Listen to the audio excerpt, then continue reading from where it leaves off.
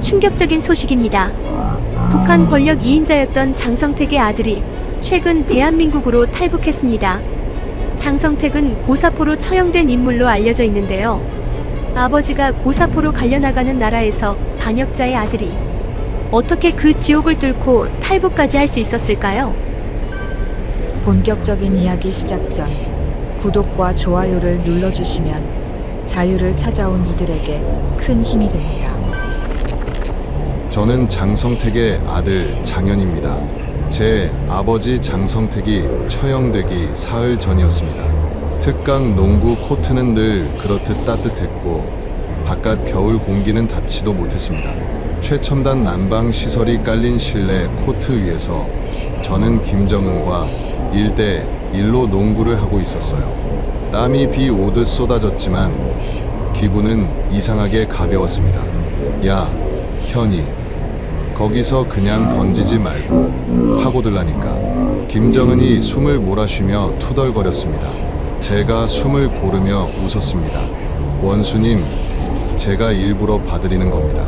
제가 진짜로 하면 원수님 농구 자존심 다치실까봐. 농담 반 진담 반이었지만 그는 호탕하게 웃으며 제 어깨를 툭 쳤습니다. 그래, 어디 한번 끝까지 해보자고. 넌 진짜 내 동생 같은 놈이야. 그 말이 그렇게 달콤할 수가 없었습니다. 평양 김일성 광장 어딘가에서 수만 명이 김정은 만세를 외치는 동안 저는 그 사람과 농구를 하고 영화도 보고 밤늦게까지 게임을 했습니다. 우리 둘이 앞으로 이 나라를 이끌 거다. 어릴 적부터 수십 번도 넘게 들었던 말이었고 저는 그 말을 믿었습니다. 온몸으로. 그날 밤 아버지가 서재로 부르셨습니다. 현아. 문을 닫고 들어간 서재에서 아버지는 책상에 앉아 있다가 천천히 일어나 제 쪽으로 걸어왔습니다. 그의 눈빛이 이상했어요. 늘 당회의 이야기, 외교 문제 이야기만 하던 사람이 그날은 아무 정치 이야기도 하지 않았습니다. 키 많이 컸구나. 갑자기 제 머리에 손을 올려놓더니 꽉 눌러 쥐었습니다. 거칠면서도 이상하게 떨리는 손이었습니다. 아버지, 오늘 원수님이랑 농구했어요. 원수님이 또 그러시더라니까요. 저보고 동생 같다고. 말을 하다 말고 저는 아버지 표정을 보고 멈췄습니다. 현아, 아버지가 낮게 말했습니다. 항상 내 발로 서라. 누구의 그림자 뒤에만 서 있지 말고. 무슨 말인가 싶었습니다. 당연히 저는 김정은의 사람이고 아버지는 그 사람의 오른팔이잖아요. 그게 우리 집안의 운명이라고 저는 한 번도 의심해 본 적 없었는데 또 이상한 소리 하시네. 아버지도. 제가 웃으며 넘기자 아버지는 잠시 입술을 깨물더니 결국 그냥 제 머리를 한 번 더 쓰다듬고 말았습니다. 그래, 일찍 자라. 이게 아버지가 제게 해준 마지막 말이었습니다. 처형 당일 새벽 보위부 요원들이 방으로 들이닥쳤어요. 현 동무, 일어나십시오. 특별 교육이 있겠습니다. 평소 제 앞에서 허리를 굽히던 자들의 얼굴이 얼음장처럼 차가웠습니다. 지하 벙커로 내려가자 이미 여러 고위 간부 자제들이 앉아 있었어요. 서로 애매한 미소를 주고받았습니다. 두려움과 호기심이 뒤섞인 표정들이었어요. 정면 대형 화면 앞에 보위부 요원이 섰습니다. 지금부터 최고사령관 동지께서 직접 주재하신 반역자 심판을 시청하게 됩니다. 끝까지 눈을 뜨고 보십시오. 화면이 켜졌어요. 군사재판정의 붉은 깃발, 그리고 수갑이 채워진 채 끌려 나오는 사람. 저는 처음에 잘못 본 거라고 생각했습니다. 눈을 비볼 정도로 믿을 수 없었어요. 아버지였습니다. 조선민주주의인민공화국 형법에 의거 반역자 장성택의 대한 사형을 선고한다. 재판관의 목소리가 벙커를 울렸어요. 주변 사람들이 일어나 박수를 쳤습니다. 화면 안, 밖 어디서도 저만 앉아 있었어요. 일어서십시오. 현 동무, 보위부 대좌가 제 어깨를 거칠게 잡아 끌었습니다. 무릎이 떨렸어요. 다리에 힘이 들어가지 않았습니다. 장면이 바뀌었어요. 넓은 야외 사격장에 고사포가 줄지어 서 있었고 그 앞에 아버지가 묶여 있었습니다. 눈은 가려져 있었지만 틀릴 수 없었어요. 저는 눈을 감으려 했습니다. 그 순간 옆에 대좌가 제 머리를 강제로 화면 쪽으로 돌렸어요. 끝까지 보십시오. 이것이 반역자의 운명입니다. 발사. 쾅. 쾅. 쾅. 고사포탄이 사람 몸을 갈아놓는 소리는 상상했던 것보다 훨씬 조용했습니다. 화면에서 형체가 사라졌어요. 불도저가 등장했습니다. 불과 몇 초 전까지 아버지였던 것들이 흙과 함께 아무렇지도 않게 밀려나갔어요. 이상하게도 눈물이 나오지 않았습니다. 공포도 마비도 없었어요.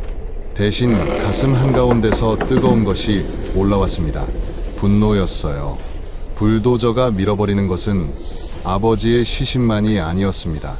우리 가족의 역사, 기억, 웃음, 제 인생 전체였어요. 벙커를 나오는 길, 보위부 대좌가 제 앞을 막아섰습니다. 장현 동무, 당신 아버지의 죄는 크고도 큽니다. 하지만 당신에게는 기회가 있습니다. 앞으로의 충성을 보여주십시오. 그러면 살 수 있습니다. 저는 아무 대답도 하지 못했어요. 그 사람 얼굴을 보는데 이틀 전 농구 코트에서 제 어깨를 두드리던 손이 떠올랐습니다. 동생 같다던 그 목소리가요. 그 순간 처음으로 깨달았습니다. 저는 처음부터 동생이 아니었다는 것을, 그냥 쓸만한 도구였다는 것을요. 이틀 뒤 새벽이었습니다. 특강 마당에 군용 트럭들이 줄지어 들어왔어요. 짐 챙길 시간 없다. 모두 밖으로. 군인들이 집 안으로 들이닥쳤습니다. 어머니는 사진 한 장만 손에 쥐고 계셨어요. 아버지와 제가 나란히 서 있는 가족 사진이었습니다. 어머니, 손이 눈에 띄게 떨리고 있었어요. 트럭으로 끌려가는 길에 군인이 제 발을 가리키며 말했습니다. 그 신발 벗어. 제가 신고 있던 명품 운동화였어요. 이건 국가 재산이다. 차가운 시멘트 바닥이 맨발을 찔렀습니다. 그 순간이 이상하게 선명하게 기억납니다. 신발 한 켤레가 벗겨지는 것으로 제가 누구였는지가 완전히 지워지는 것 같았어요. 트럭이 출발했습니다. 어머니가 제 손을 꼭 잡으셨어요. 짐칸 틈새로 평양 야경이 보였습니다. 대동강변 고층 건물들, 형형색색 네온사인, 밝게 빛나는 거리. 제가 평생 우리 수도라 자랑하던 그 도시였어요. 현아. 어머니가 떨리는 목소리로 부르셨습니다. 살아야 해. 무슨 일이 있어도. 알겠니? 저는 묻고 싶었어요. 어디로 가는 거냐고. 어머니는 어떻게 되는 거냐고. 아버지는 정말 그렇게 끝난 거냐고. 하지만 어머니 눈가에 고인 눈물을 보자 차마 입이 떨어지지 않았습니다. 그냥 고개를 끄덕였어요. 트럭 틈새로 보이던 평양의 불빛들이 점점 작아졌습니다. 어제까지만 해도 제 것이던 세계가 아무 설명 없이 제 뒤로 멀어지고 있었어요. 저는 그 불빛들이 완전히 사라질 때까지 눈을 떼지 못했습니다. 그날 황태자 장현은 공식적으로 죽었습니다. 그리고 아무도 원하지 않았던 새로운 삶이 그 빈자리를 채우기 시작했어요. 혁명화 구역으로 향하는 트럭은 하루 종일 달렸습니다. 짐칸 안은 칠흑같이 어두웠고 사람들의 거친 숨소리만 가득했어요. 어머니는 내내 제 손을 놓지 않으셨습니다. 그 손이 시간이 지날수록 점점 차가워지는 게 느껴졌어요. 트럭이 멈췄을 때 밖에서 궁견 짖는 소리와 고함이 들렸습니다. 전부 내려. 빨리빨리. 문이 열리자마자 매서운 바람이 뺨을 때렸어요. 함경북도 깊은 산골, 지도에도 없을 것 같은 그곳이 앞으로 제가 살아야 할 곳이었습니다. 도착하자마자 보위부 요원들이 우리를 강제로 분리시켰어요. 여성은 이쪽, 남성은 저쪽. 어머니가 제 손을 더 세게 쥐셨습니다. 요원이 우리 사이를 거칠게 밀고 들어왔어요. 빨리 움직여. 어머니와 제 손이 떨어졌습니다. 끌려가시면서도 어머니는 뒤를 돌아보셨어요. 그 눈빛은 말하고 있었습니다. 살아야 한다. 무슨 일이 있어도.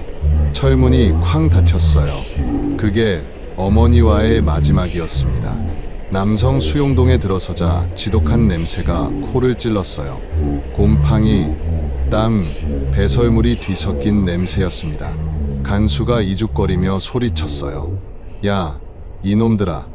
오늘 귀한 손님이 오셨다. 그 유명한 장성택 개새끼 아들이야. 어둠 속에서 수십 개의 눈동자가 저를 향했습니다. 간수가 나가자마자 사람들이 늑대의 떼처럼 저를 에워쌌어요. 네, 애비가 떵떵거릴 때 우리가 여기서 어떻게 죽어갔는지 알아? 첫 번째 주먹이 날아왔습니다. 저는 피하지도 못했어요. 두 번째, 세 번째, 바닥에 쓰러진 저를 발로 밟았습니다. 입 안에서 피맛이 났어요. 평양에서 저는 건드릴 수 없는 사람이었습니다. 그런데 이곳에서 아버지의 이름은 저를 지키는 방패가 아니라 저를 죽이는 이유였어요. 권력이란 게 이렇게 순식간에 뒤집히는 것이었습니다. 저는 바닥에 웅크린 채 첫날 밤을 지샜어요. 3주가 지났을 때였습니다. 보위부 요원이 저를 불러 세우더니 표정 하나 없이 종이 한 장을 내밀었어요. 어머니가 신문 도중 심장마비로 사망했습니다. 그게 전부였습니다. 더 이상의 설명도 위로도 없었어요. 심장마비. 어머니는 평생 건강하셨습니다. 신문 도중이라는 말이 무엇을 뜻하는지 저는 너무 잘 알고 있었어요. 눈물이 나와야 할 것 같았는데 눈물조차 나오지 않았습니다. 그냥 무언가가 제 안에서 와르르 무너지는 소리만 들렸어요. 건설 현장에 배치된 것은 그 다음 주였어요. 평양 외곽 아파트 공사 현장이었습니다. 새벽 5시에 일어나 콘크리트를 나르고 삽질하는 일이었어요. 처음 현장에 도착했을 때 작업 반장을 보고 숨이 멎었습니다. 아버지 밑에서 일하던 당 간부였어요. 연회 자리에서 아버지 앞에 무릎 꿇고 충성을 맹세하던 바로 그 얼굴이었습니다. 그는 저를 알아봤어요. 눈빛이 잠깐 흔들렸다가 이내 돌처럼 굳어졌습니다. 장현 동무. 여기선 특별 대우 없어. 다른 놈들이랑 똑같이 일해. 그리고 그는 그날부터 저를 가장 혹독하게 다뤘습니다. 영하 20도 날씨에 맨손으로 콘크리트를 나르다 손가락 감각이 사라졌어요. 동상이었습니다. 의무실을 요청하자 반장이 비웃었어요. 반역자 자식한테 의무실은 사치야. 손 녹이고 싶으면 더 빨리 움직여. 저는 피가 배어나오는 손가락을 옷 안에 쑤셔 넣고 다시 삽을 들었습니다. 평양 특각에서 손 하나 까딱하지 않아도 모든 게 갖춰지던 그 시절이 다른 생애처럼 아득했어요. 배급이 부족한 날이 이어졌습니다. 어느 날 점심시간 동료들이 현장 한쪽 쓰레기통을 뒤지기 시작했어요.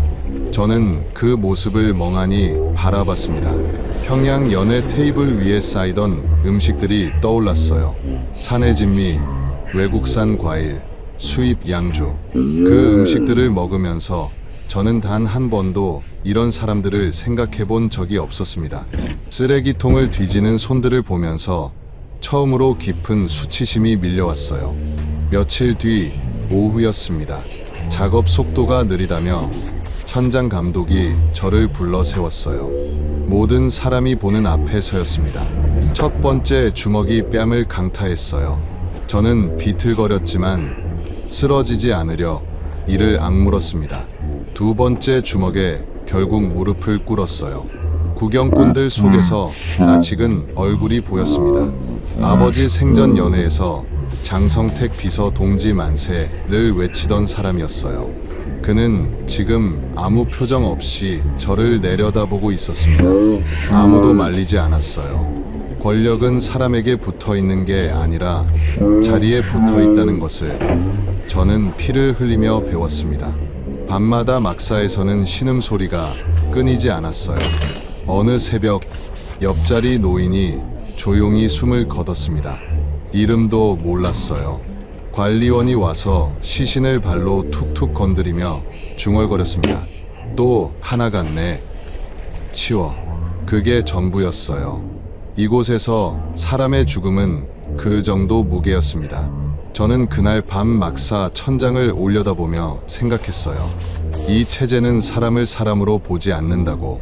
수령을 위한 도구로 볼 뿐이라고. 도구가 다르면 그냥 버린다고. 다음 날 현장에서 저는 그 생각이 틀리지 않았다는 것을 다시 한번 확인했습니다.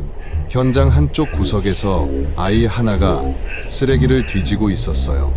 10살도 되지 않아 보였습니다. 배가 고파 울지도 못하는 눈이었어요. 눈물 한 방울 없이 그저 얼어붙은 배추 꼬투리를 씹고 있었습니다. 저는 그 눈빛에서 시선을 떼지 못했어요. 평양에서 저는 저 아이 같은 존재들을 본 적이 없었습니다. 아니, 보지 않으려 했던 것인지도 몰라요. 저 아이는 무슨 죄가 있어서 저기 있는 것인가? 아무 죄도 없었습니다. 그냥 이 땅에서 태어났다는 것, 그것뿐이었어요. 그날 처음으로 저는 체제가 아니라 사람을 보았습니다. 그날 밤 막사로 돌아와 흙바닥에 주저앉았어요. 아버지는 이 모든 것을 알고 계셨을까요? 권력의 정점에서 이 지옥을 내려다보면서 무슨 생각을 하셨을까요? 알 수 없었습니다. 하지만 한 가지만은 분명했어요. 저는 이 땅에서 이렇게 죽고 싶지 않았습니다. 이름도 모른 채 새벽에 조용히 사라지는 막사 노인처럼 그렇게 끝나고 싶지 않았어요. 머릿속에서 처음으로 탈출이라는 단어가 떠올랐습니다. 하지만 곧바로 두려움이 목을 조였어요. 북한 권력 2인자였던 아버지조차 피하지 못했는데 힘없는 반역자 아들인 제가 어떻게. 절망과 공포가 파도처럼 밀려왔습니다. 그때였어요. 눈을 감으니 어머니의 마지막 눈빛이 떠올랐습니다. 그리고 쓰레기통을 뒤지던 그 아이의 텅 빈 눈동자가요. 여기서 이대로 죽는다면 아버지를 죽인 자들이 원하는 대로 개죽음 당하는 것뿐이었습니다. 제 안 깊은 곳에서 두려움을 집어삼키는 거대한 분노가 끌어올랐어요. 저는 동상 걸린 손을 꽉 쥐고 흙바닥을 내리쳤습니다. 피가 났어요. 아팠습니다. 하지만 괜찮았어요. 아직 살아있다는 증거였으니까요. 무슨 일이 있어도 설령 국경에서 총 맞아 죽는 한이 있더라도 이 지옥에서는 죽지 않겠다고 다짐했습니다. 아버지가 남겨둔 길이 어딘가에 분명히 있을 거라고. 그 희미한 가능성 하나를 붙잡고 저는 그날 밤을 버텼어요. 그리고 며칠 뒤 정말로 기적 같은 일이 일어났습니다. 그해 겨울은 유난히 혹독했습니다. 영하 20도를 밑도는 날이 이어졌어요. 그날도 저녁 배급 줄에 서서 제 차례를 기다리고 있었습니다.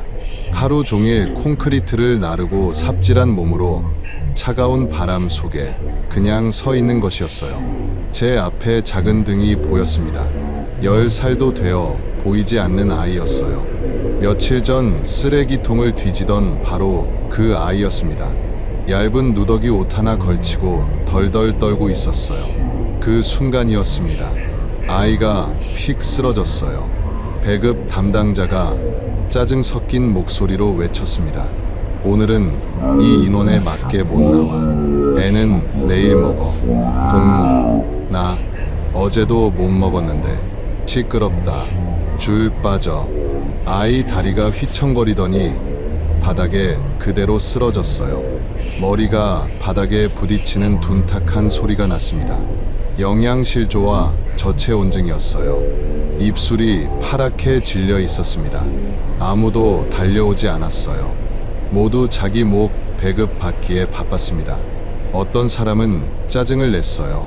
길 막지 마라. 좀. 저도 그냥 지나치려 했습니다. 이곳에선 남을 돕는다는 건 곧 같이 죽자는 말이니까요. 하지만 바닥에 쓰러져 있는 아이 얼굴이 눈에 들어왔어요. 저도 모르게 발걸음이 멈췄습니다. 제 차례가 되어 양은 그릇에 퍼지는 옥수수밥을 받았어요. 오늘 몫은 평소보다 조금 더 많았습니다. 이 한 끼가 없으면 오늘 밤 제가 정말 죽을지도 모르는 상황이었어요. 하지만 제 발이 움직이지 않았습니다. 결국 저는 그릇을 들고 아이 옆에 쭈그려 앉았어요. 야, 일어나 봐. 아이가 힘겹게 눈을 떴습니다. 초점 없는 눈이 절 올려다봤어요. 먹을 수 있겠니? 대답 대신 아이 목젖이 꿀꺽 움직였습니다. 저는 한 숟갈을 떠서 아이 입에 밀어 넣었어요. 몇 숟갈 더 먹이자 아이 눈에 조금씩 생기가 돌았습니다. 고맙습니다. 그 한마디가 이상하게 제 가슴을 파고들었습니다. 너무 오랜만에 들어보는 진심 어린 감사의 말이었거든요. 아이 손이 제 손등을 꼭 잡았습니다. 뼈뿐인 작은 손이었지만 그 온기가 생각보다 따뜻했어요. 뒤에서 동료가 속삭였습니다. 미쳤어? 여기서 그런 짓 하면 찍혀. 저 아이 때문에 네가 죽을 수도 있어. 저는 대답하지 않았어요. 그 말이 틀린 말이 아니라는 걸 알고 있었습니다. 하지만 이상하게도 두렵지 않았어요. 사흘이 지났습니다. 보위부 요원이 저를 신문실로 불러 세웠어요. 반영명적 온정주의 행위를 했다는 제보가 들어왔습니다. 제보. 저는 속으로 그 단어를 되뇌었어요. 누가 봤다는 겁니까? 목격자 진술이 이미 나왔습니다. 장현 동무, 당신은 아직도 자기가 누군지 모르는 것 같군요. 요원이 서류를 책상에 툭 던졌습니다. 당의 엄정한 배급 제도를 부정하고 국가가 관리하는 식량을 임의로 처분한 중대한 반당행위입니다. 저는 부인했지만 소용없었어요. 반역자의 아들은 아이 하나 죽는 걸 보고도 흔들리면 안 되네. 조국을 위해선 필요하다면 수십만 명도 희생시킬 각오가 되어 있어야지. 그 말에 이상하게도 웃음이 나올 것 같았습니다. 아버지를 고사포로 갈아버린 체제가 조국을 이야기하고 있었어요. 신문실을 나오며 복도에서 누군가와 눈이 마주쳤습니다. 배급 줄에서 저를 말리던 그 동료였어요. 눈이 마주치자 그는 곧장 고개를 돌렸습니다. 그 사람이 저를 신고했다는 걸 그 순간 확신했어요. 며칠 전까지 같은 막사에서 체온을 나누던 사람이었습니다. 이곳에서는 믿음도 사치였어요. 며칠 뒤 소문이 돌았습니다. 현장 동료 한 명이 몰래 귀띔해줬어요. 장현 동무, 조심해. 보위부 내부 문건이 내려왔다는 얘기가 있어. 장성택 잔당 재교육 효과 없음. 상급 처리 검토 중이라고. 상급 처리. 등골이 서늘해졌습니다. 상급 처리가 무엇을 의미하는지 너무 잘 알고 있었어요. 조용한 처리든 공개 처형이든 결론은 같았습니다. 그날 밤 잠을 이루지 못했어요. 막사 천장을 올려다보며 생각했습니다. 아버지처럼 끝나는 건가? 그 생각에 눈물보다 분노가 먼저 치밀었어요. 아버지를 죽인 자들이 원하는 대로 조용히 사라져주는 건 절대 하고 싶지 않았습니다. 새벽에 막사 밖으로 나갔어요. 북쪽 하늘에 별이 가득했습니다. 저 별들 너머 어딘가에 아버지가 남겨둔 무언가가 있을지 모른다는 생각이 처음으로 스쳤어요. 아버지는 치밀한 분이셨습니다. 권력의 정점에 계셨지만 늘 최악의 상황을 대비하셨어요. 그때였습니다. 어둠 속에서 노인 하나가 천천히 다가왔어요. 현장에서 가끔 마주쳤던 얼굴이었습니다. 말 한마디 나눈 적 없는 사람이었어요. 노인은 주변을 한번 둘러보더니 제 손에 작은 쪽지를 쥐어줬습니다. 그리고 아무 말 없이 어둠 속으로 사라졌어요. 쪽지를 펼쳤습니다. 손이 떨렸어요. 딱 한 줄이었습니다. 아버님이 남기신 것이 있습니다. 저는 그 문장을 몇 번이나 다시 읽었어요. 아버님이 남기신 것. 이 지옥에서 살아나갈 희미한 가능성이 처음으로 생겼습니다. 평양 특각에서 처형 전날 밤 아버지가 제 머리를 쓰다듬으시며 하셨던 말씀이 귓가에 울렸어요. 항상 내 발로 서라. 그 말이 그냥 하신 말씀이 아니었습니다. 아버지는 이미 알고 계셨던 거예요. 자신에게 무슨 일이 일어날지를, 그리고 아들이 홀로 살아남아야 한다는 것을. 그래서 무언가를 준비해 두신 거였습니다. 저는 쪽지를 입안에 넣고 씹어 삼켰어요. 차갑고 쓴 종이 맛이 혀에 남았습니다. 두려움이 없다면 거짓말이었어요. 잡히면 아버지보다 더 참혹하게 끝날 수 있다는 것도 알고 있었습니다. 하지만 이미 상급 처리 대상이 된 저에게 가만히 있는 것은 선택지가 아니었어요. 어차피 이 땅에 남아있으면 죽는 것이었습니다. 그렇다면 살기 위해 움직이는 쪽을 택하겠다고 생각했어요. 막사로 돌아와 흙바닥에 누웠습니다. 눈을 감았어요. 심장이 빠르게 뛰었습니다. 무섭고 떨리고 동시에 이상하게 선명한 기분이었어요. 오랫동안 꺼져 있던 무언가가 다시 켜지는 것 같은 느낌이었습니다. 내일 그 노인을 다시 찾아야 했어요. 아버지가 남긴 것이 무엇인지 반드시 알아내야 했습니다. 그것이 살 수 있는 유일한 길이었으니까요. 다음 날 저녁이었습니다. 작업이 끝나고 현장 정리를 하는 척하며 저는 일부러 늦게까지 남아 있었어요. 노인이 어디 있는지 찾고 있었습니다. 마침 그가 현장 구석 폐창고 근처에서 혼자 쓰레기를 정리하고 있었어요. 제가 다가가자 노인은 아무 말 없이 주변을 한번 둘러봤습니다. 그리고 천천히 창고 안으로 걸어 들어갔어요. 따라오라는 뜻이었습니다. 창고 안은 낡은 공구들과 시멘트 포대가 가득했어요. 노인은 가장 안쪽 벽으로 걸어가더니 무릎을 꿇고 벽돌 하나를 손으로 더듬기 시작했습니다. 세 번째 줄, 왼쪽에서 다섯 번째 벽돌이었어요. 노인이 그 벽돌을 조심스럽게 빼내자 안에서 방수 처리된 낡은 봉투가 나왔습니다. 받으십시오. 노인이 봉투를 제 손에 쥐어줬어요. 생각보다 묵직했습니다. 아버님이 몇 년 전부터 비상시를 대비해 숨겨두신 겁니다. 혹시라도 도련님이 찾아오면 전해달라고 하셨어요. 저는 떨리는 손으로 봉투를 받아들었습니다. 하지만 한 가지 말씀드릴 게 있습니다. 아버님 외에 이 루트를 아는 사람이 또 있을 수 있어요. 여러 경로로 준비하셨다고 하셨으니까 조심하십시오. 노인은 그 말을 남기고 조용히 창고를 나갔어요. 저는 혼자 남아 봉투를 열었습니다. 안에는 세 가지가 들어 있었어요. 암호화된 숫자와 지명들이 빼곡하게 적힌 메모 한 장, 중국 위안화 뭉치, 그리고 아버지의 친필 편지였습니다. 편지를 펼쳤어요. 첫 줄을 읽는 순간 숨이 멎었습니다. 현아, 이 편지를 읽고 있다면 내가 없다는 뜻이다. 손이 심하게 떨렸어요. 평양 벙커에서 아버지가 고사포에 갈려 나가는 모습을 보았을 때도 흘리지 않았던 눈물이 왈칵 쏟아져 내렸습니다. 편지를 계속 읽어 내려갔어요. 나는 권력의 중심에 있었지만 그 자리가 얼마나 위태로운지도 알고 있었다. 언젠가 나를 겨누는 총구가 돌아설 날을 항상 예상했다. 그래서 한 가지는 꼭 준비해두고 싶었다.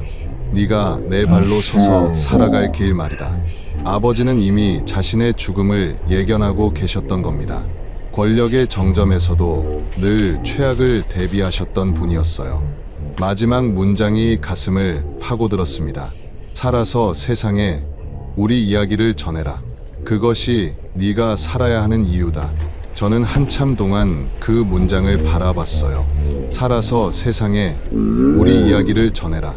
아버지는 아들이 살아서 이 편지를 읽을 것을 믿고 계셨던 거예요. 눈물을 닦고 메모를 펼쳤습니다. 숫자와 지명들이 빼곡했어요. 처음엔 아무 규칙도 없어 보였습니다. 하지만 천천히 들여다보자 익숙한 패턴이 보이기 시작했어요.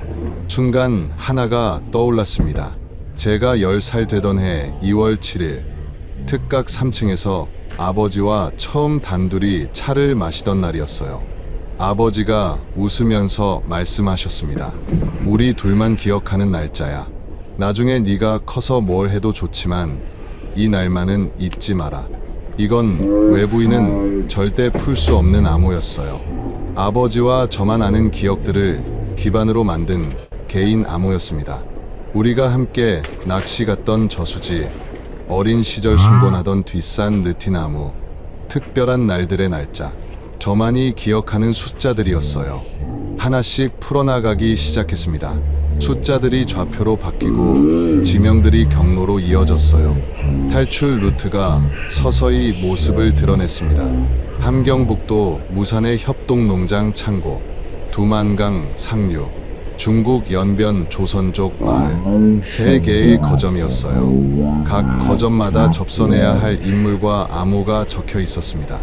아버지가 수년에 걸쳐 조용히 공들여 만들어둔 생명의 길이었어요. 이 길을 아버지는 끝내 사용하지 못하셨습니다. 아들이 대신 밟아야 했어요. 그날 밤부터 준비를 시작했습니다. 배급 식량을 조금씩 빼돌려 비상식량을 만들었어요. 현장에서 버려진 낡은 군복 조각을 모아 위장복을 꿰맸습니다. 새벽마다 현장 주변 지형을 눈에 익혔어요. 어디에 경비가 서고 어디에 사각지대가 있는지를요. 하지만 혼자서는 불가능했습니다. 이 험한 길을 혼자 가다가는 첫 번째 검문소에서 잡힐 게 뻔했어요. 누군가 한 명이 필요했습니다. 믿을 수 있는 사람이요. 며칠간 현장을 조용히 관찰했어요. 밀정에게 신고당한 이후로 저는 사람을 쉽게 믿지 않게 됐습니다. 한 명 한 명 눈빛을 살피고 행동을 지켜보고 말 한마디 한마디를 기억했어요. 그 중에 최 씨가 있었습니다. 50대 중반의 중년 남자였어요. 말이 없고 조용한 사람이었습니다. 하지만 현장에서 유일하게 쓰러진 사람을 그냥 지나치지 않는 사람이었어요. 아무도 보지 않을 때 동료 발에 난 동상에 자기 천 조각을 찢어 감아주는 걸 제가 봤습니다. 며칠을 고민했어요. 잘못 판단하면 둘 다 죽는 일이었습니다. 어느 날 저녁, 저는 최 씨 옆에 조용히 앉았어요. 한참 아무 말 없이 같이 앉아 있다가 저는 낮은 목소리로 말했습니다. 최 씨, 여기서 이렇게 끝나고 싶지 않죠? 최 씨가 손에 들고 있던 나무 조각을 내려놨어요. 한참 침묵이 흘렀습니다. 당연하지. 저한테 길이 있습니다. 혼자는 안 되고요. 최 씨가 저를 돌아봤어요. 오랫동안 제 눈을 들여다봤습니다. 잡히면 둘 다 끝이죠. 알고 있습니다. 또 침묵이 흘렀어요. 멀리서 경비병 교대 소리가 들렸습니다. 최 씨가 깊은 한숨을 내쉬었어요. 나도 여기서 개죽음 당하고 싶진 않아. 우리 집 애들이 아직 어려. 그의 목소리가 떨렸습니다. 근데 잡히면 너도 나도 그 애들도 다 끝이야. 저는 아버지 편지의 한 구절을 떠올렸어요. 살아남겠다는 의지만은 배신하지 마라. 최 씨, 제가 말했습니다. 저희에겐 이미 끝난 인생 아닙니까? 이대로 여기서 사라지면 아무도 우리가 어떻게 살았는지 모릅니다. 그런데 만약 우리가 살아서 이 지옥 이야기를 밖에 전할 수 있다면 그거 하나만으로도 버틸 가치가 있다고 생각해요. 최 씨가 저를 다시 바라봤어요. 그 눈빛에는 두려움과 희망이 동시에 어른거렸습니다. 방법이 있는 거냐? 제 아버지가 만약에를 대비해서 준비해 두신 길이 있습니다. 장성택이 제가 고개를 끄덕였어요. 잠시 침묵이 흘렀습니다. 최 씨는 뜸을 들이다가 마침내 말했어요. 좋다. 한번 해보자. 어차피 여기서 죽나 도망치다 죽나 죽는 건 마찬가지니까. 저는 망설임 없이 손을 내밀었습니다. 약속드립니다. 최 씨가 제 손을 꽉 잡았어요. 거칠고 두꺼운 손이었습니다. 그 손을 잡는 순간 저는 직감했어요. 이제 정말로 돌아갈 수 없는 길에 발을 들여놓았다는 것을요. 아버지가 5년 전에 심어둔 씨앗이 이제 막 싹을 틔우려 하고 있었습니다. 탈출을 결심하고부터 시간은 더디게 흘렀습니다. 조금만 티가 나도 감시가 붙을 수 있었기 때문에 저희는 아무 일도 없는 것처럼 일상을 이어가야 했어요. 겉으로는 전과 다름없이 삽질을 하고 반장의 욕을 먹고 배급 줄에 서야 했습니다. 하지만 보위부가 상급 처리를 검토 중이라는 소문이 돈 이후로 저를 향한 시선들이 눈에 띄게 달라져 있었어요. 탈출 당일은 새벽 4시로 정했습니다. 야간 경비 교대 시간 사이 딱 10분 정도 경계가 느슨해지는 틈이 있었거든요. 그게 저희가 가진 전부였습니다. 영하 20도를 밑도는 혹독한 추위였지만 오히려 그것이 저희 편이었어요. 경비병들도 추위 때문에 더 움츠러들 테니까요. 그날 새벽 눈을 뜨자마자 심장이 미친 듯이 뛰기 시작했어요. 최 씨와 저는 미리 정해둔 신호로 눈빛을 주고받았습니다. 막사 뒤편 담벼락 최저점으로 동시에 움직였어요. 하늘에는 달이 없었고 바람이 세게 불고 있었습니다. 우리 편이었어요. 경비병들이 막 교대를 준비하며 담배를 피우고 있었습니다. 지금입니다. 속삭이듯 신호를 주고 저는 담벼락에 몸을 붙였어요. 최 씨가 무릎을 굽혀 손을 받쳐주었습니다. 그 손을 디디고 올라타 담벼락 끝을 잡았어요. 손가락 끝이 얼음장처럼 차가웠습니다. 그때였어요. 최 씨 발밑에 쌓여있던 얼어붙은 자갈이 미끄러졌습니다. 우당탕 찰나의 소리가 새벽 공기를 갈랐어요. 저는 반사적으로 몸을 끌어올려 담 위에 겨우 올라탔습니다. 손바닥이 까지며 피가 났지만 아프다고 느낄 틈이 없었어요. 뭐야? 방금 소리 났어? 경비병의 목소리가 들렸습니다. 그리고 곧바로 경비견이 짖기 시작했어요. 왈, 빨리 올라오세요. 손을 뻗어 최 씨를 끌어올리려는 순간 멀리서 호각 소리가 터져 나왔습니다. 야, 저쪽 담장 봐. 더 머뭇거릴 시간이 없었어요. 담장 반대편으로 몸을 날렸습니다.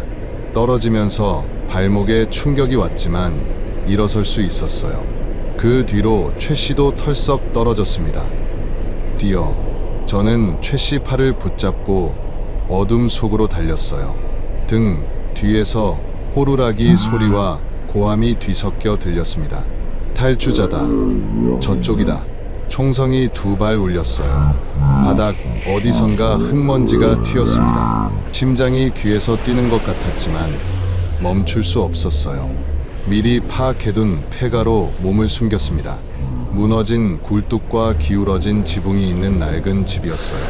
저희는 그 안으로 파고들어 벽 틈 사이로 밖을 살폈습니다.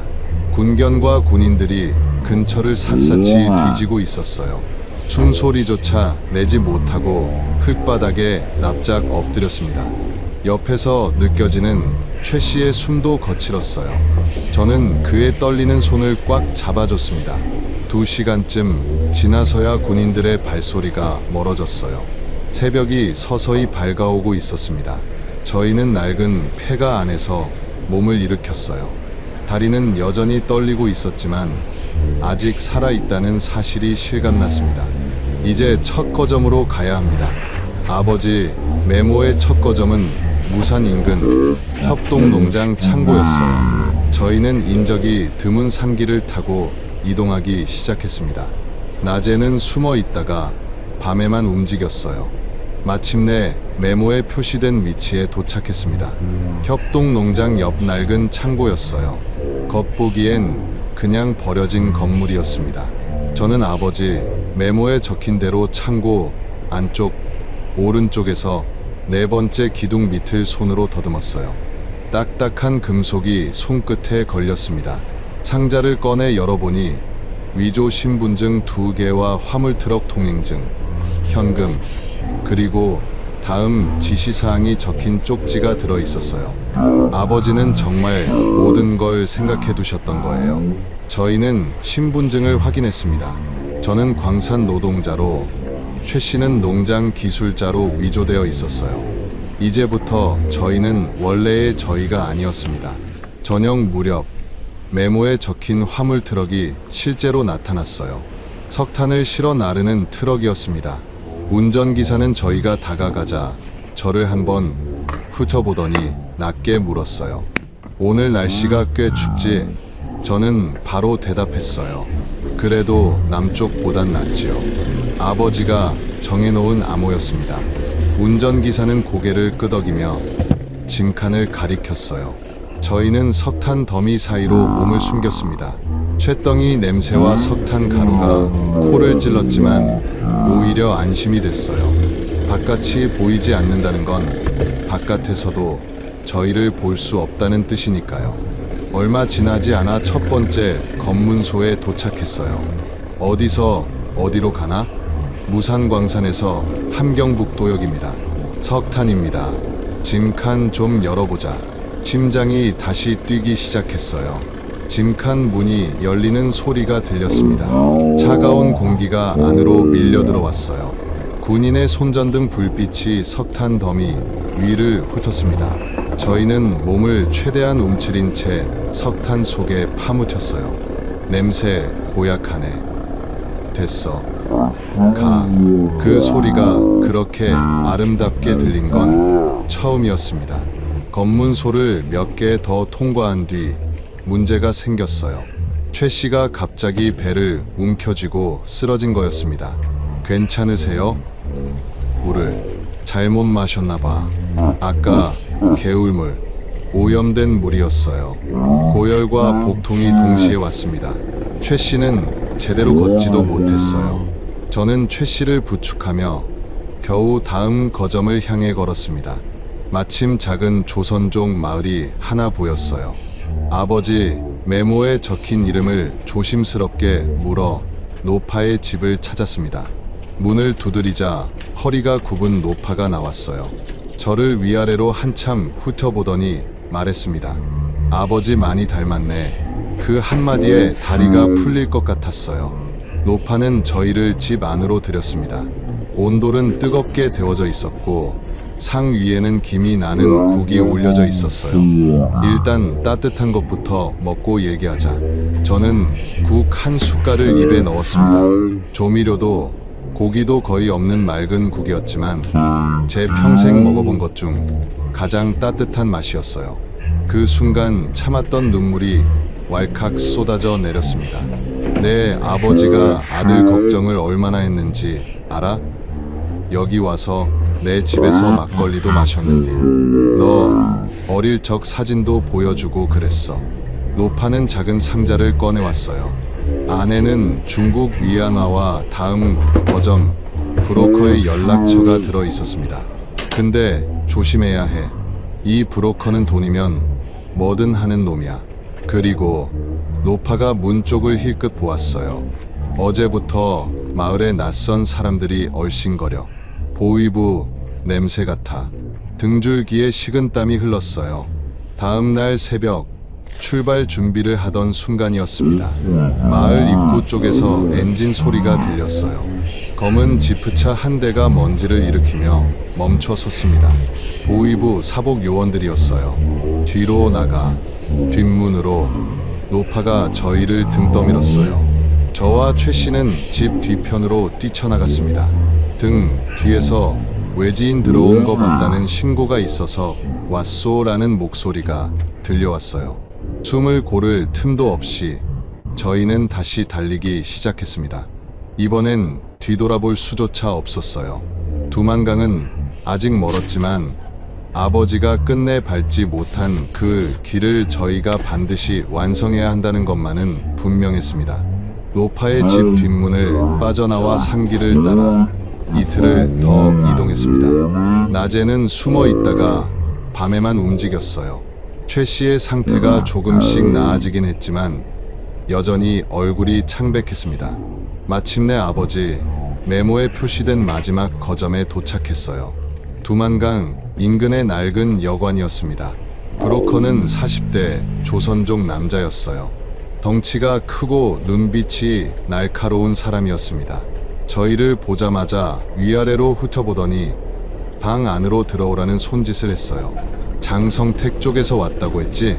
제가 고개를 끄덕이자 브로커의 태도가 눈에 띄게 달라졌습니다. 조금 전까지의 경계심이 풀리며 자리를 권했어요. 48시간 안에 강 건너게 해주겠소. 여기서 기다리면 돼. 그 말에 처음으로 안도감이 밀려왔어요. 저와 최 씨는 방 구석에 자리를 잡고 앉았습니다. 며칠 만에 지붕 아래 몸을 누일 수 있었어요. 하지만 그 안도감은 오래가지 않았습니다. 저녁 무렵 브로커가 방 밖으로 나가 어딘가에 전화를 거는 모습이 창문 너머로 보였어요. 낮은 목소리로 짧게 통화하고 있었습니다. 내용은 들리지 않았지만 통화하는 내내 그의 시선이 자꾸 저희가 있는 방 쪽을 향했어요. 불길한 느낌이 스쳤습니다. 최 씨가 제 팔을 살짝 건드렸어요. 현아, 방금 저 사람 전화기 화면 봤는데 북한 번호였어. 가슴이 쿵 내려앉았어요. 저는 표정을 바꾸지 않으려 애쓰며 낮게 말했습니다. 자연스럽게 화장실 다녀오겠다고 하고 나가세요. 저도 바로 따라 나갑니다. 최 씨가 일어나 브로커에게 손짓했어요. 브로커는 고개를 끄덕이며 복도를 가리켰습니다. 저는 가방을 집어들고 최 씨 뒤를 따라 복도로 나섰어요. 그리고 복도 끝 바깥으로 이어지는 문을 향해 빠르게 걸었습니다. 어디 가는 거야? 브로커의 고함이 등 뒤에서 터져 나왔어요. 잡아. 순식간에 여관 안이 뒤집어졌습니다. 밖에서 대기하고 있던 보위부 요원 3명이 문을 박차고 들어왔어요. 현상금을 노린 브로커의 신고였습니다. 저는 최 씨 손을 잡아 끌고 반대쪽 골목으로 뛰었어요. 거기서 요원 하나가 바로 뒤까지 따라 붙었습니다. 좁은 골목 안에서 발소리가 울렸어요. 저는 쌓여있는 나무 상자들을 뒤로 걷어차며 달렸습니다. 상자들이 와르르 무너지며 추격자의 발을 막았어요. 골목을 꺾어 나가는 순간이었습니다. 탕! 총성이 울렸어요. 최 씨가 비틀거렸습니다. 최 씨의 왼쪽 어깨에서 피가 솟구치고 있었어요. 저는 반사적으로 그를 붙잡았습니다. 최 씨가 이를 악물며 신음을 눌렀어요. 나 두고 가. 나 때문에 너까지 잡히면 안 돼. 저는 그 말을 듣지 않았어요. 최 씨 팔을 제 어깨에 걸치고 골목 깊숙이 끌어당겼습니다. 폐가처럼 보이는 건물 안으로 몸을 밀어 넣었어요. 그때였습니다. 어둠 속에서 낡은 트럭 엔진 소리가 들렸어요. 골목 안으로 헤드라이트가 비쳤습니다. 트럭이 멈추더니 창문이 내려왔어요. 장현 도련님이시죠? 낮고 조용한 목소리였습니다. 노인이었어요. 머리가 희끗희끗하고 눈빛이 깊은 70대 남자였습니다. 누구십니까? 연변 조선족 교회 집사입니다. 아버님이 만들어두신 마지막 루트예요. 저는 그 말에 숨이 막혔어요. 아버지는 이 루트까지 준비해두셨던 거예요. 브로커가 배신할 경우를 대비한 마지막 비상 경로였습니다. 저는 최 씨를 부축해 트럭에 올랐어요. 집사 노인이 운전하며 골목을 빠져나갔습니다. 뒤를 흘깃 보니 보위부 요원들이 반대쪽 골목을 수색하고 있었어요. 트럭 안에서 집사가 최 씨 상처를 능숙하게 처치했습니다. 장성택 비서님이 아들을 위해 이 루트를 만들 때 제가 20년을 기다렸습니다. 그 한마디에 가슴이 먹먹해졌어요. 아버지는 단 하나의 길만 만들어 두신 게 아니었습니다. 권력의 정점에서도 아들의 탈출 하나를 위해 이토록 촘촘하게 준비하셨던 거예요. 트럭이 강에서 멀어지며 외딴 창고 앞에 멈췄습니다. 집사가 창고 문을 열었어요. 안에는 담요와 비상식량, 그리고 방수 비닐로 싼 작은 물건이 준비되어 있었습니다. 이게 뭡니까? 아버님이 맡겨두신 겁니다. 저는 비닐을 뜯었어요. 안에는 단파 무전기 하나와 한국 국정원 비상 연락 주파수가 적힌 쪽지, 그리고 짧은 메모가 들어 있었습니다. 현아, 이걸 쓸 일이 없길 바랐다. 하지만 네가 여기까지 왔다면 이제 두려워하지 마라. 저는 메모를 손에 꼭 쥐었어요. 집사가 최 씨를 담요로 덮어주며 말했습니다. 내일 자정, 경비 교대 시간을 노려 강을 건너야 합니다. 하지만 집사의 표정이 어두워졌어요. 강변 경비가 평소보다 2배입니다. 누군가 이 루트를 알고 있는 것 같아요. 최 씨가 담요를 끌어당기며 저를 바라봤어요. 현아, 나는 여기까지인 것 같아. 무슨 말씀을요? 총상에 이 몸으로 강을 건너다간 둘 다 못 건너. 너 혼자 가야 해. 저는 고개를 저었습니다. 같이 갑니다. 장연아. 최 씨가 처음으로 제 이름을 불렀어요. 반말이었습니다. 나 때문에 네가 죽으면 안 돼. 살아서 건너면 내 가족한테 내가 어디까지 왔는지만 전해줘. 눈물이 차올랐습니다. 저는 한참 동안 아무 말도 하지 못했어요. 약속합니다. 겨우 그 말만 했어요. 창고 밖에서 바람 소리가 울었습니다. 두만강이 지척이었어요. 아버지가 끝내 건너지 못한 그 강이 내일 자정 저를 기다리고 있었습니다.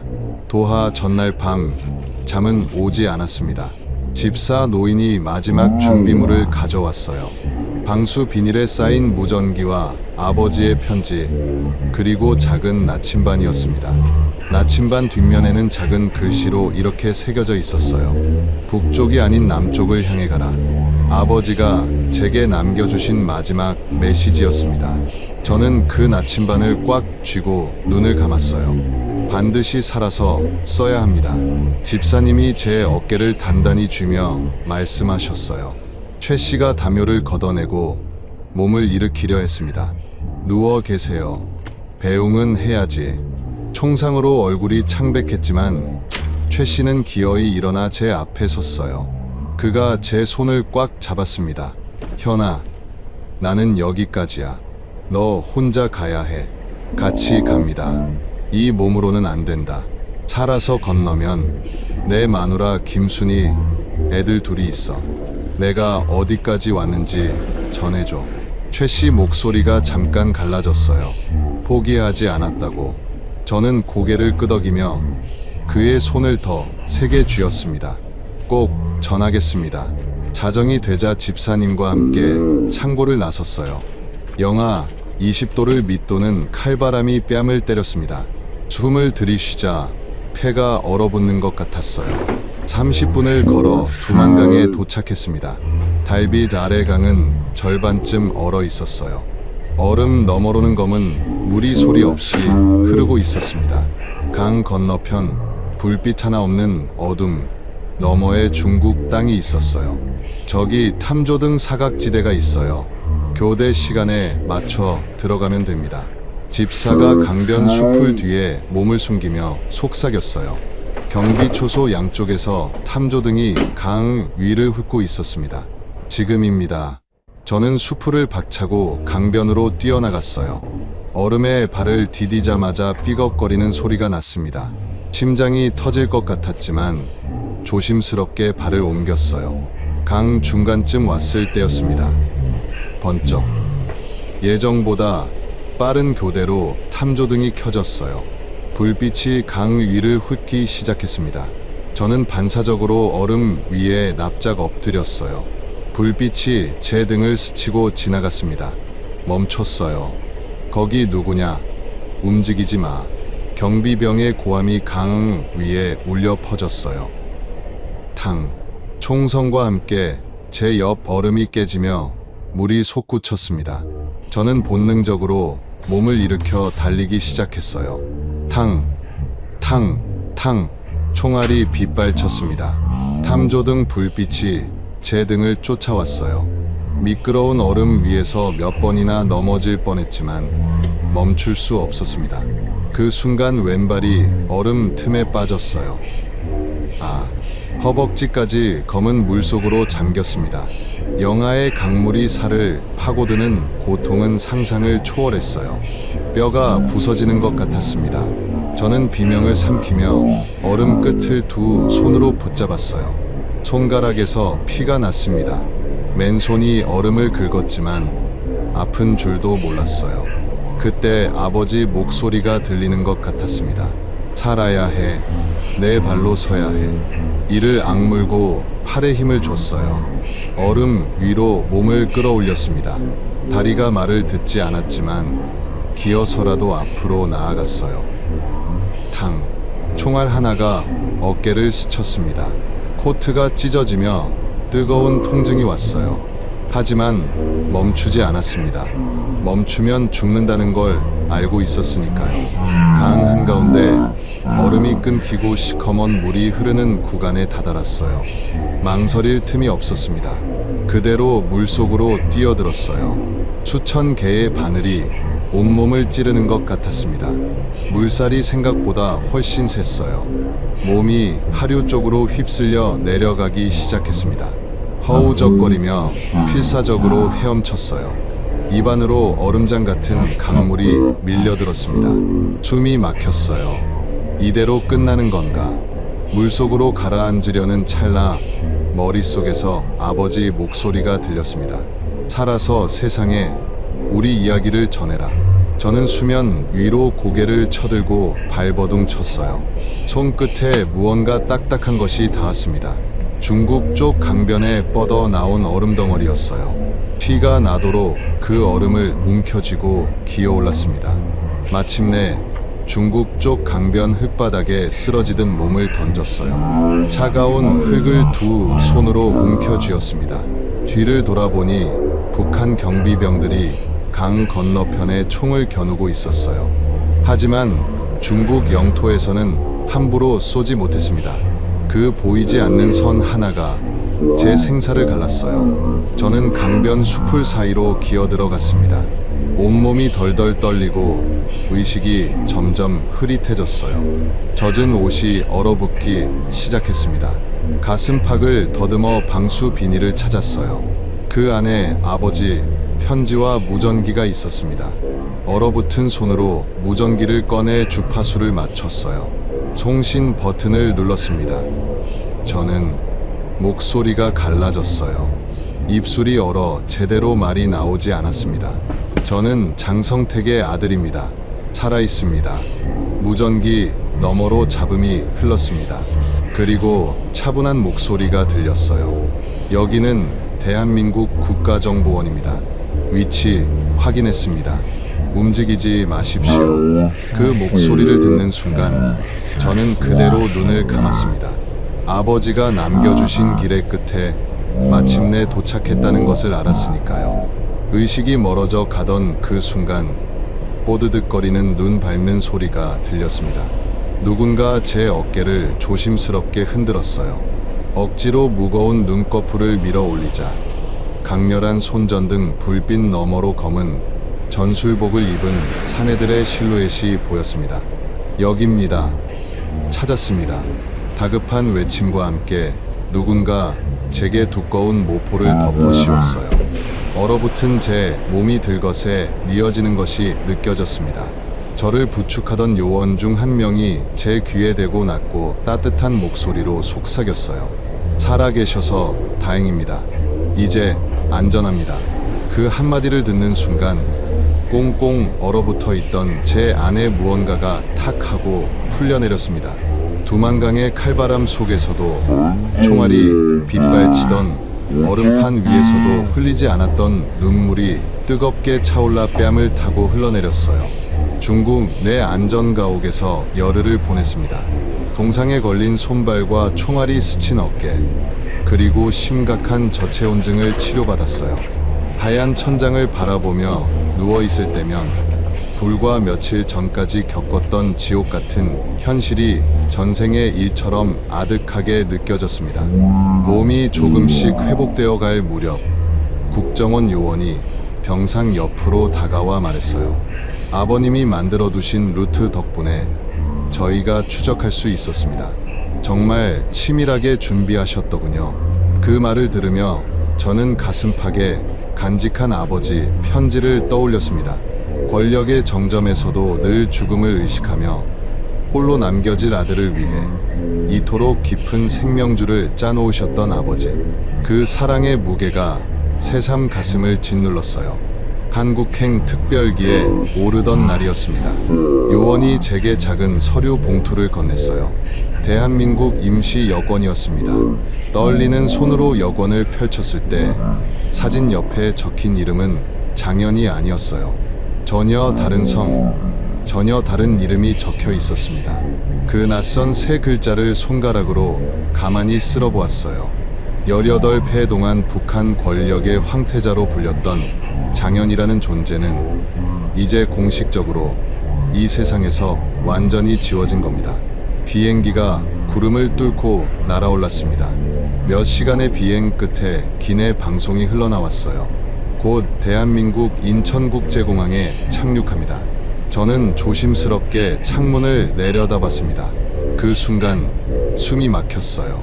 창밖 아래로 끝없이 펼쳐진 빛의 바다가 보였습니다. 인천대교의 거대한 불빛이 어둠을 가르며 바다를 건너고 있었고, 거미줄처럼 뻗은 고속도로 위로 수많은 자동차 불빛이 혈관처럼 흐르고 있었어요. 도시 전체가 살아 숨쉬는 것 같았습니다. 충격이었어요. 평양에서 저는 배웠습니다. 남조선은 미제의 식민지이며 굶주린 고아들이 거리를 헤매는 어둡고 처참한 곳이라고요.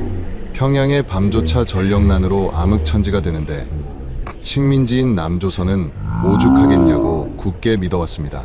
그런데 제 눈앞에 펼쳐진 저 찬란하고 웅장한 야경은 무엇이란 말입니까? 창문에 이마를 기댄 채 저는 한참 동안 그 빛들을 멍하니 바라보았어요. 평양의 그 높은 자리에 앉아있는 자들이 우리 인민들의 눈과 귀를 가리고 얼마나 철저하고 악랄한 거짓말을 해왔는지 뼛속 깊이 깨달았습니다. 그들은 이 눈부신 진실을 감추기 위해 우리를 거대한 감옥에 가두고 굶겨 죽이고 있었던 거예요. 인천공항 안으로 들어서는 순간 저는 그 자리에서 멈춰 섰습니다. 천장이 얼마나 높은지 마치 다른 세계 같았어요. 반짝이는 대리석 바닥, 전광판, 커피향, 정장 차림의 사람들이 빠르게 걸어 다니고 있었습니다. 복도 양옆으로는 카페와 서점이 줄지어 있었어요. 아무도 두려워하지 않았습니다. 그냥 살고 있었어요. 누군가에게 보고하거나 눈치를 볼 필요 없이요. 그 당연한 모습이 저에게는 낯설고 눈부셨습니다. 국정원 관계자가 작은 봉투를 내밀었어요. 먼 길 오시느라 고생 많으셨습니다. 환영합니다. 봉투 안에 주민등록증이 들어 있었습니다. 낯선 이름, 낯선 주소. 장현이라는 이름은 이제 공식적으로 세상에 존재하지 않았어요. 탈북민 정착 지원 시설인 하나원에 입소한 것은 그 다음 날이었습니다. 입소 첫날 식당에서 밥을 먹고 있는데 맞은편에 앉은 중년 남성이 저를 빤히 쳐다보았어요. 그가 조심스럽게 다가와 낮게 속삭였습니다. 저기, 혹시 장성택 비서 동지 아드님 아니십니까? 순간 심장이 덜컥 내려앉았어요. 하지만 저는 이내 표정을 지우고 그 사람의 눈을 똑바로 쳐다보며 조용히 고개를 저었습니다. 사람을 잘못 보셨습니다. 저는 그냥 평범한 사람입니다. 하나원에서의 생활 중 가장 고통스러웠던 시간은 대한민국 현대사를 배우는 역사 수업이었어요. 한강의 기적, 치열했던 민주화 운동, 세계적인 경제 성장, 교재를 한 장 한 장 넘길 때마다 제가 북한에서 배워왔던 모든 역사와 세계관이 산산조각 나는 것을 느꼈습니다. 수업이 끝난 어느 날 오후, 저는 아무도 없는 화장실 칸에 들어가 문을 잠갔어요. 그리고 소리 없이 오열했습니다. 아버지를 잔인하게 찢어 죽이고 어머니를 신문실의 차가운 바닥에서 죽게 만들고 수많은 인민을 쓰레기통을 뒤지게 만든 그 체제가 얼마나 거대한 거짓 위에 세워진 모래성인지 깨달았기 때문이었어요. 하나원을 수료하는 날, 저는 마침내 새 주민등록증을 발급받았습니다. 작은 플라스틱 카드를 손바닥에 올려놓고 가만히 내려다봤어요. 이 작은 카드 한 장이 제게 쥐어준 자유의 무게를 실감했습니다. 서울에서의 생활이 시작됐어요. 처음으로 혼자 편의점에 들어갔던 날의 충격을 잊을 수가 없습니다.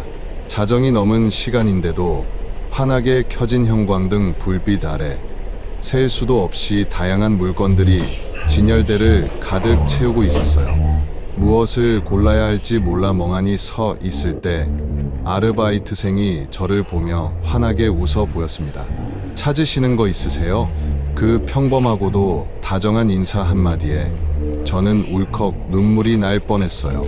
배급 줄에서 쓰러진 아이를 짐승 취급하던 북한과 낯선 손님에게 기꺼이 미소를 지으며 도움을 묻는 이곳.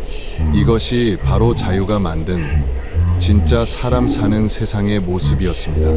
몇 달이 지나 북한 인권단체에서 연락이 왔어요. 처음에는 모두 거절했습니다. 조용히 아무도 모르게 숨어 살고 싶었어요. 하지만 어느 비 오는 밤 두만강 직전 창고에서 피를 흘리며 제 손을 잡았던 최 씨의 마지막 얼굴이 떠올랐습니다. 살아서 건너면 내가 어디까지 왔는지 포기하지 않았다고 전해줘. 그 목소리가 귓가에 맴돌아 도저히 잠을 이룰 수가 없었어요. 저를 이 자유의 땅으로 밀어 올린 것은 저 혼자만의 힘이 아니었습니다. 저를 대신해 총을 맞은 최 씨, 20년을 기다려준 조선족 집사 노인, 그리고 아버지가 남긴 간절한 염원. 저는 다음 날 아침 인권단체에 다시 전화를 걸었습니다. 며칠 뒤 저는 서울 한복판에서 열린 북한 인권 국제회의의 공개 증언대에 섰어요. 안전을 위해 얼굴에는 검은 마스크를 쓰고 목소리는 변조된 상태였습니다. 수많은 카메라 플래시와 외국 특파원들의 시선이 저를 향해 있었어요. 마이크 앞에 서자 잠시 숨이 턱 막혔습니다. 하지만 저는 두 주먹을 꽉 쥐고 천천히 입을 열었어요. 저는 북한 권력의 가장 높은 정점에서 태어났습니다. 변조된 제 목소리가 넓은 회의장에 울려 퍼졌어요. 장내가 찬 물을 끼얹은 듯 조용해졌습니다. 하지만 그 절대적인 권력이 제 아버지를 고사포로 쏴 잔인하게 찢어 죽이는 것을 두 눈으로 똑똑히 보았습니다. 권력의 황태자에서 하루아침에 강제노동 수용소의 노예로 떨어졌을 때 저는 비로소 그 체제가 얼마나 끔찍한 지옥인지 깨달았어요. 저는 깊은 숨을 들이마셨습니다. 오늘 이 자리는 아버지가 끝내 세상에 하지 못한 말을 살아남은 아들이 대신 전하는 자리입니다. 그리고 아직도 그 거대한 감옥 속에서 죽어가는 수많은 사람들의 목소리를 대신하는 자리예요. 증언을 마치고 고개를 숙였을 때 장내에는 우레와 같은 기립박수가 쏟아졌습니다. 저는 눈을 감았어요. 아버지, 보고 계십니까? 아버지가 끝내 밟지 못했던 그 길을 건너 아들이 마침내 세상 앞에 서서 우리 이야기를 전하고 있습니다. 황태자 장현은 두만강 얼음 위에서 죽었어요. 하지만 자유의 땅에서 다시 태어난 저는 아직 지옥에 남아있는 사람들을 구하기 위해 앞으로도 멈추지 않고 이 눈부신 빛의 길을 걸어갈 것입니다. 살아남은 자로서의 제 싸움은 이제 막 시작되었습니다.